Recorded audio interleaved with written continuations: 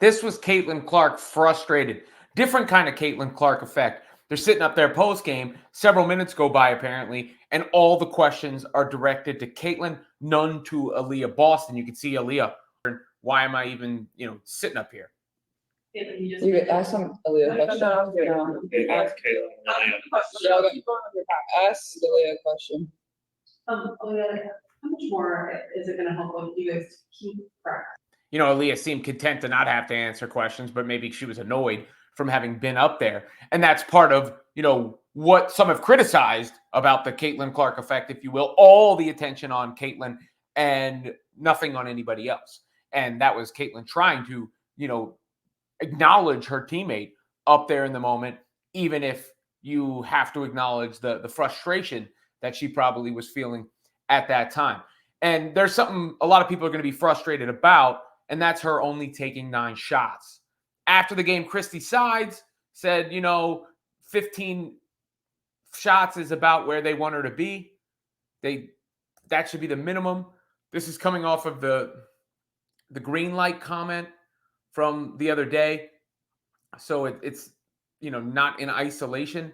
This is the message Sides is putting out there, but we're not seeing it on the floor. So is that on the coach? Is that on the player? Is it on the teammate? A combination of all those factors? Probably. I don't think they're running enough action and screens to get her free. I don't think the screens are being set well enough to free up Caitlin. Sometimes I think Caitlin needs to get into that mindset of going and scoring. That's on her. She's just an unbelievable playmaker. I mean, she made passes in this game again that just make you go, whoop. She also was a little careless at times with the turnover. A little careless at times with the turnovers in this one. And, those are the type of things that she has to curtail. But when you see like a play like this, for instance, you understand that she's just different. What she's able to do out on the floor is just different. I mean, look at that find to Nalissa Smith inside. But she's got to look for herself, too.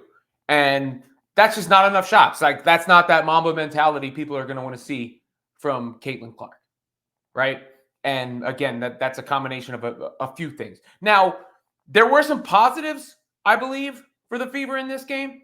Teme Fagbenle coming back is a big positive. She's going to help. I think her and Clark were trying to reestablish things, and that was some of the forcing that Clark did in the game. I don't understand why Christy Sides brought Fagbenle in for the first time when Clark came out of the game for the first time, considering their chemistry and considering I'm sure Teme was on some sort of minutes limit off of the foot injury. That didn't make any sense. I also thought Lexi Hull played some good minutes in this game because they're still getting nothing from Christy Wallace. And I thought Hull gave them some good minutes in this one, at least from an energy and at least trying to play defense standpoint. So those are the biggest positives, I would say. Because, look, this is just not an athletic enough team as a whole. I've said that all year. They're just not athletic enough. And, Nalissa Smith has been bad defensively. If she's not going to be better defensively and give more effort on that end, she's going to have to sit down in favor of more minutes from Fagbenle or Dantas or any of these other women on the, they're going to, Smith is skilled and talented. She's got to play better on the defensive end. Wallace just has to give you something. If she doesn't give you something, I don't know why she's out there playing. Caitlin, I mean, you want her to have free reign to make those plays out there. She just needs to not, it's just like a little bit of not forcing some of them. And you'd almost rather see her force a shot. Because she had one play where she split the defense and hit the little floater in the lane. That was like a sign of possible scoring. I mean, Caitlin could stand to work with Kelsey Mitchell a little bit in practice on some of that mid-range stuff. She's still filling out the box score all over the place and still hitting, the incredible shots that we're used to seeing from Caitlin Clark. This logo 3, I mean, they're like, players just don't shoot from this far away, male or female. Look at where that's from. Wow. And Caitlin had a pretty good all-around game. She just wasn't enough of a presence in the second half, and the team needs to rectify that as a whole. Aaliyah Boston also just was not as good as she's been as of late. She was more reminiscent of the Aaliyah Boston we saw at the beginning of the season. And part of that's the other team, too, right? The Storm are just a better team on the interior. They've just got the size that made it tough for Boston with, Agumake and everybody else they have with that level of athleticism in there. And then the same thing goes for the perimeter on Caitlin Clark, Horston and Diggins and all the different guards that they're able to throw at her. You saw more of the blitzing coming again in this game. And I think that the Fever were just overmatched from an athleticism and explosive athlete standpoint. Erica Wheeler gave him some good minutes. She could stand to sometimes see the floor a little bit better, but she can certainly score and push the pace, and she played pretty well. Jewel Lloyd, obviously, you got to give it up to her on the Storm side of things. She is a bucket, 10 of 15 from the floor, 34 points. So definitely some frustrating stuff. Questions for the coach again. Questions for Caitlin about, how she's going to force her way into the action, because that's something she needs to learn how to do as things go along.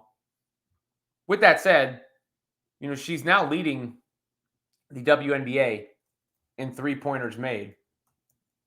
She's the fastest player ever to 300 points, 100 rebounds, and 100 assists. Not bad numbers overall. I mean, and I thought, again, for the most part, she was effective. She just needs to put her stamp on the game late. And the coach shares responsibility in that. Her teammates share responsibility in that. They gotta be assertive with their screens. They gotta finish plays to take some of the defensive pressure off of Clark. And sides can keep saying it, but some of that adjustment needs to happen. Now, some of it's out of her control. I was pretty critical of some of the decisions she's making in this game, and the message doesn't seem to match the product. But the players are out there playing too, and they're out athlete. They're out athleted out there. But I did not understand why sides.